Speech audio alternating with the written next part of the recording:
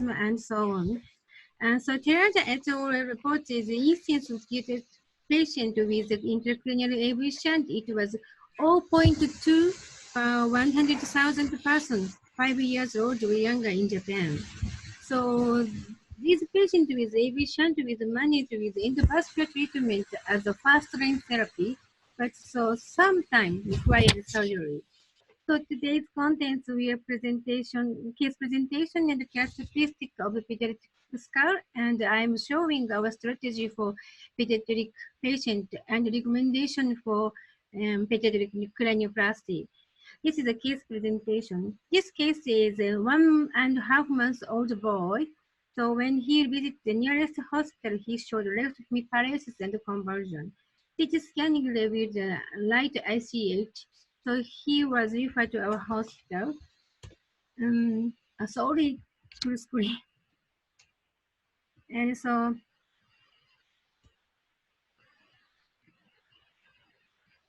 this is pre-operative 3D CT angiogram. So revealed nidus of AVM. And the removal of ICH. And so we can confirm the post-operative CT.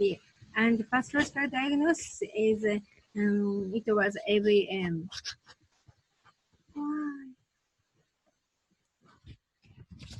So we performed osteoplastic decompression.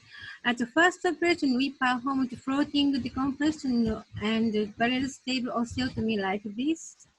And can you see? And so, however, floating condition induced osteolytic change of decompressive skull. So after decreasing the ICP, so elective cranioplasty for fixation was done.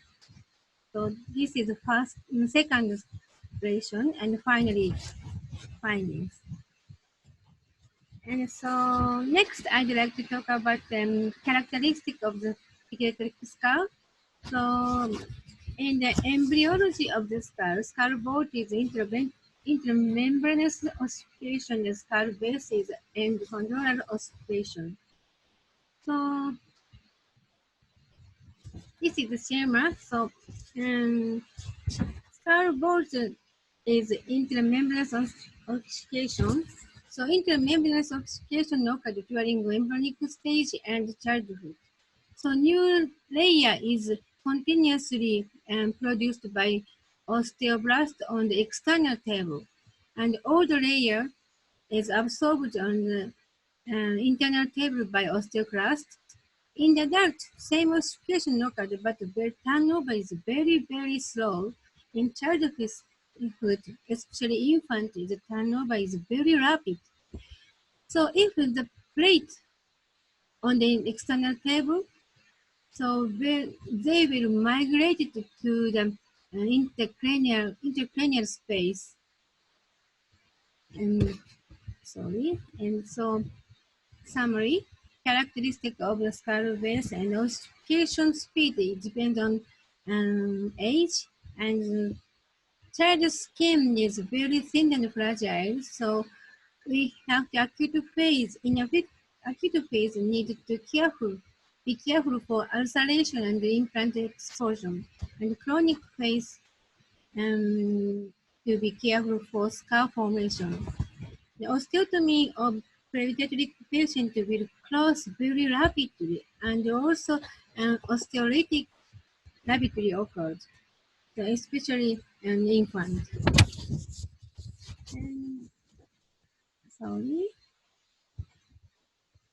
Yes, I will explain about our in unity of for skull fixation. Yes, and to consider of the skull growth, we select the fixation material by each case. To avoid skin trouble, we should pay attention for device protrusion. Yes. So what to focus on when choosing plate? So I'd like to compare the titanium plate with absorbable plate.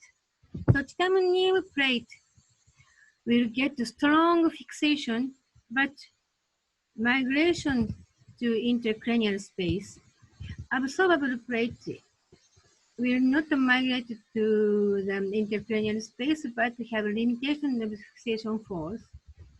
And so titanium is strong, low cost, and absorbable is high cost. If you want to check post-operative anastomosis for moyamoya disease patient, radiolucency of the absorbable plate is advantage for you. So we should know about each characteristics when selecting absorbable plate. For example, composition, strength, preservation period, profile, usability, absorption period, and mechanism. So composition. About composition, there are some type of absorbable plate available. Basic material of these plates is PLLA, which is widely used as a bioabsorbable material. And additional material and production process give them different characteristics, such as flexibility, strength, and absorption periods. After 3 months, strength is 50% product A, so 90% in product B, 95% product BC. It's different. So absorption period is within 1 year is product A, so product B is 3 or 5 years, and product C is 4 or 5 years need. In infant, I choose product A because rapidly absorption and strength is very low. And second, immunity to avoid skin trouble. And this is bicorneal synostosis patient. We performed the cranioplasty osteogenesis. Please look at the yellow triangle here. The skin, and there's absorbable plate 1 and 2. So the skin of her forehead is very thin. Swollen scar was developed. After then, we changed our strategy. This schema, please look here. So we place absorbable plate on the internal table for forehead. And profile is very important to avoid swollen scar. Plate thickness is different by each 1.9 millimeter over 1.0 millimeter. The screw head also has different shape. It's very important for children. So this is trigonocephaly due to the metropic synostosis. So we performed cranioplasty for forehead. So please look this picture. So for forehead reshaping, we use plate on the internal table. So this is outside view. You can see the only screws only near the yellow triangle, and the plate is inside. And this is in a case of inappropriate choice. The plate is broken like this. This case is 10 years old. We should select more rigid plate, for example, product C. So in summary, so in infancy, rapid absorbable is recommended. So in childhood, product B should be appropriate because it has moderate absorption speed and strength preservation. And finally, the comment says the selection of absorbable plate should consider depend on the patient age, placement area, and operative procedure. Another idea that the absorbable plate may be used on the internal table to avoid implant skin trouble. Thank you very much for your attention.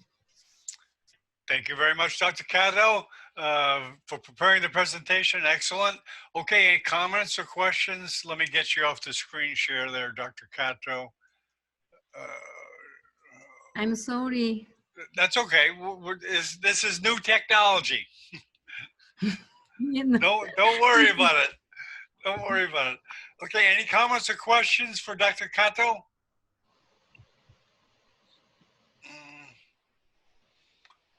Okay, everyone's quiet. Nor any comments or questions? Yeah, so, different tema, so. There's Nor. Go ahead, Nor. No, hi. Hello. It was a wonderful presentation indeed. I don't think that we actually need any suggestion. Thank you so much for the wonderful Could you introduce yourself, Nor? Please introduce good. yourself. Introduce yourself, Nor. Oh, I'm Dr. Nurul Maria, and I'm a chief resident in neurosurgery from Pakistan, working at Punjab Institute of Neurosciences, and working also with a special interest in research. Basically, I'm all the time in the webinars and also in seminars as well. Thank you. Very good. Very good. Welcome, Nor. Other comments or questions for Dr. Kato? Yeah, it'll take a while before everyone's used to this kind of a platform. It's a little new to people to feel relaxed. Okay, if not, then I guess we'll wrap it up. Thank you all for presenting, and you'll all get an individual video. We're going to edit it, so you each will have one for your video resume, because you should be building up a video resume. Eventually, we'll be getting CMEs, so it'll be another reason to collect them. So I'll end this formally. You're certainly welcome to stay. And thanks, everybody. Thank you, John. Hey, Satish, thank you. It was a great talk, Binoy, Satish, and Professor Kato, and Dr. Pavesi. Pavesi has left. Dr. Pavesi, I think, has left. Yeah, he had left. You have to go to surgery. Right.